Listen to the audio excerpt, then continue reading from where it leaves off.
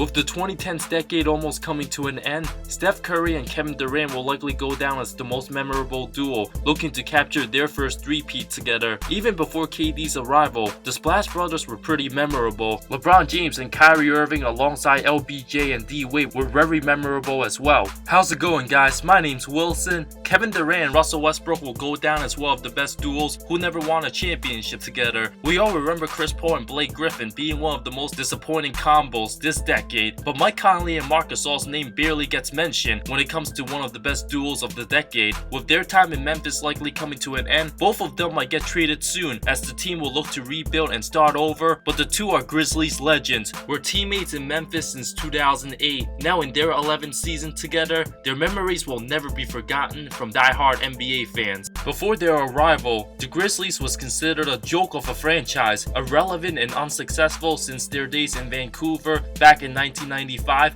The team was a disaster, never winning more than 23 games in each of their 6 seasons in Canada before selling the team to Memphis in 2001. From there, the franchise slowly improved, with franchise big man Pau Gasol, Marc's older brother, making some noise, viewed as the franchise player, made the postseason in 3 of his 7 seasons in Memphis, but the team was swept in the first round from 2004 to 2006. Never winning more than 50 games, the franchise didn't seem destined to succeed, and being in the second smallest TV market behind New Orleans, the team never got much exposure until Conley and Gasol got there. Both were selected in the 2007 draft class, with Mike being drafted 4th overall out of Ohio State, while Marc was the 48th overall pick, selected by the Lakers, was part of the trade that sent his older brother to Los Angeles. The team started to become relevant again in 2010, winning 40 games under head coach Lionel Hollins. With Gasol at 25 years old and Conley 22, Zach Randolph was the best player on the team at the time, averaging almost 21 and 12. Their physicality being very defensive oriented, playing slow was their key to success.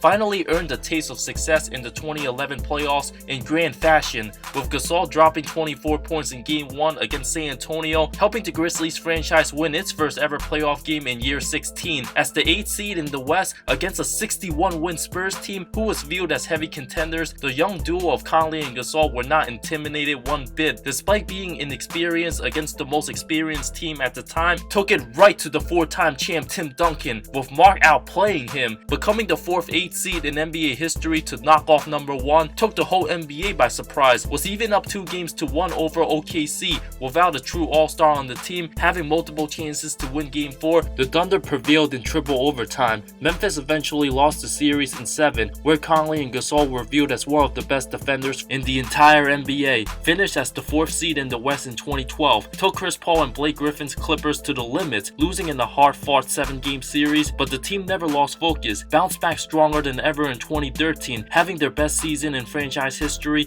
winning 56 games, thanks to Gasol and his presence down low, making a huge impact, winning Defensive Player of the Year as the best interior presence with the team, allowing a league-low 88.7 points in the regular season. The team was a plus 7.5 with Marc on the floor compared to a minus 3.9 with him on the bench. Conley wasn't too bad himself, making all defensive second team, snatching over 2 steals a game, but the team met the Clippers for the 2nd straight postseason. Things started off horrible, with LA having home court advantage, was blown out by 21 in Game 1, with the game tied at 91 in Game 2. Chris Paul banked in the game winner at the buzzer over Tony Allen, but the grit and grind mentality showed up, refusing to be bullied, won the next 4 all by double digits. The combo of Conley and Gasol averaged a combined 34.6 points, 11 rebounds, 11.6 assists, had 7 players score in double figures in Game 6. The team didn't care who scored the most points, all played as one unit, giving 100% energy on both ends of the floor and had strong overall leadership. Without anyone averaging over 20 points, faced Kevin Durant's Thunder in the semis with an injured Russell Westbrook and won in 5 games, holding OKC to under 100 points each of the 5 games, with Memphis closing out Game 5 on the road. Gasol put up 19.4 points, 8.4 rebounds to go along with 3 block shots, earning a trip to the Western Conference Finals many would have never expected. With the franchise and fan support coming a long way from their strong struggling days in the early 2000s, even making one of the worst decisions in the 2009 draft by selecting Buzz Hashim to beat second overall. The team could have had James Harden or Steph Curry.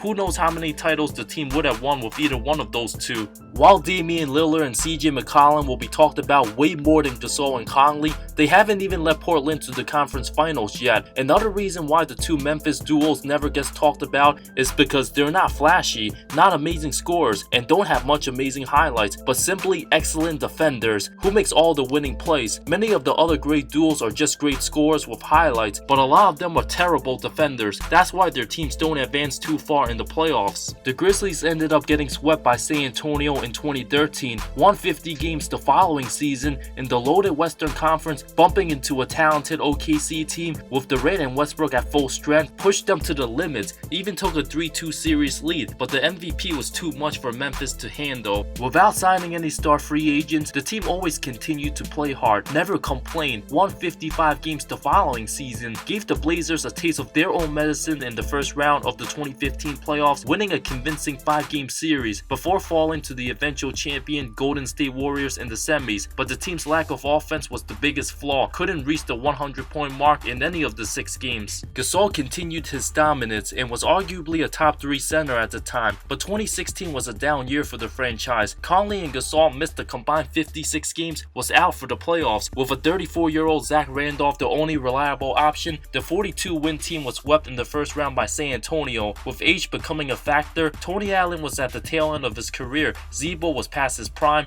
while Gasol was in his early 30s, and lacking young talent, giving Chandler Parsons the worst contract in NBA history, management simply didn't surround the two with enough talent. Despite both Conley and Gasol averaging a combined 40 points in the 2017 regular season, 35-year-old Tony Allen, who's not a good offensive player, was the team's 4th leading scorer. Both Gasol and Conley continued to ball out. Mike averaged 24.7 points in the first round against San Antonio, while Gasol put up 19.3 points, had a memorable game-winning jumper in overtime of Game 4. The team refused to go down without a fight, falling in a competitive 6-game series, likely the end of the Gasol-Conley playoff era. With Conley only playing 12 games last season due to injury, the team decided to lose as many games as they could, which they did. The 2010s Memphis Grizzlies will go down as one of the most forgotten and underappreciated good teams, with the two best players being Loyal, who played hard on both ends of the floor each and every night and was very humble, making 7 straight postseason appearances from 2011 to 2017 after failing to win a single playoff game in the franchise's first 15 seasons. Without the loyalty from their best players, the Grizzlies would still be viewed as the worst franchise in the NBA, also because the team plays in the loaded Western Conference against high-powered teams like the Clippers, Thunder, Spurs, and Warriors. In past postseasons, they didn't have much of a chance to win to begin with and will unfortunately never get enough recognition. But making an appearance to the conference finals was something the fans couldn't even dream of a decade ago. If the team was in the East, Conley and Gasol would have made multiple conference finals appearances, perhaps even making the NBA Finals in 2015, the year Kevin Love and Kyrie was hurt, but we'll never know. With the team struggling to remain competitive in the West, the franchise will move forward with rookie Jarrett Jackson as the future of the team. No words can describe how valuable and grateful Memphis is for what Conley and Gasol done with the franchise, as their legacy with the Grizzlies will never be forgotten amongst their loyal fan base. Gasol, who just turned 34, and Conley, who's 31, will likely have their talents taken elsewhere and trying to succeed as an excellent second and third option for a contender. No matter where they end up next, their leadership, unselfishness, and experience will provide a huge spark for their future teams. Both of them should still be around the league until the mid-2020s. Thank you so much for watching this video. I talk NBA comparisons, amazing storylines, NBA history, and anything basketball that will interest you. If you love the NBA, subscribe for more content, more great stuff coming soon. See you next time.